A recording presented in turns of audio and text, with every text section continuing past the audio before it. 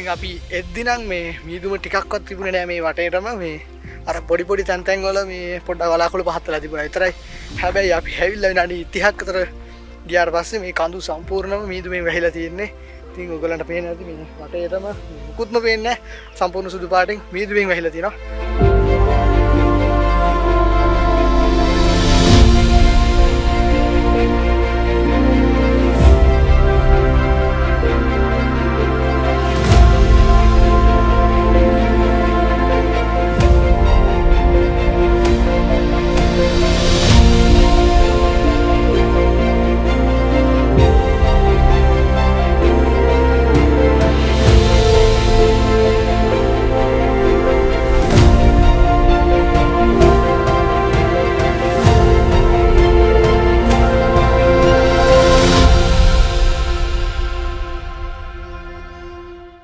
මේ කන්දේ තියෙන අනිත් පැත්තට කියන්නේ මේ අපි දැන් ආව කොටසට වඩා ටිකක් තව ටිකක් මේ උස කොටසක් තියෙනවා. ඉතින් අපි එතනට යනවා.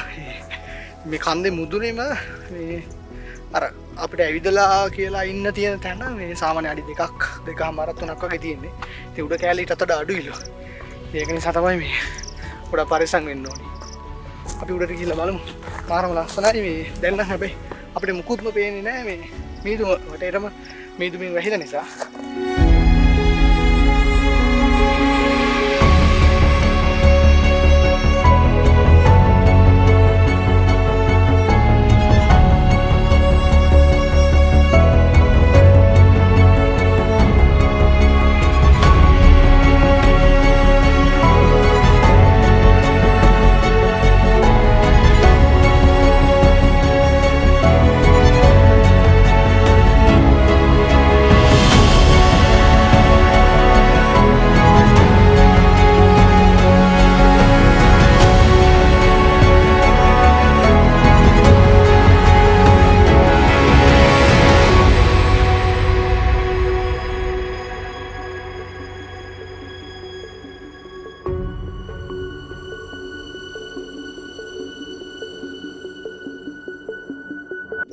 අපි කන්දේ අර පැත්තට ගිහිල්ලා දැන් ලෑස්ති වෙන්නේ ආපහු පහළට යන්න. මොකද මේ අර පැත්තේ ලොකු වැස්සක් එනවා. ඒක නිසා මේ වැස්සොත් පහළට එකක් යන්න අමාරුයි කිව්වා.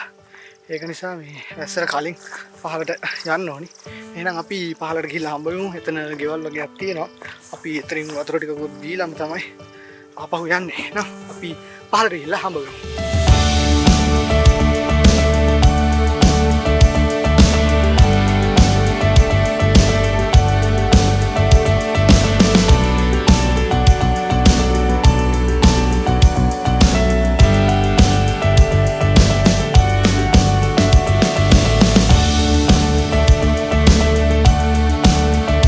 පිටිපස්සෙන් පේන කොටස තමයි එන්න ගොඩක්ම අපිට අමාරු වුණේ. මොකද මේ අද ටිකක් මීදුමයි පොඩි වැහි පොදේකුත් ගිය නිසා ලිස්සනවා. මේ ඉතිරි ටික නම් ලොකු අමාරුවක් නැහැ. ගොඩක් දුරට අපිට යනකොටත් අමාරුනේ මේ කොටස, එනකොටත් ඉතින් අමාරුනේ මේ කොටසම තමයි. අපි දැන් යනවා පහළට. තව ලොකු දුරක් නැහැ හැබැයි පහළට යන්න.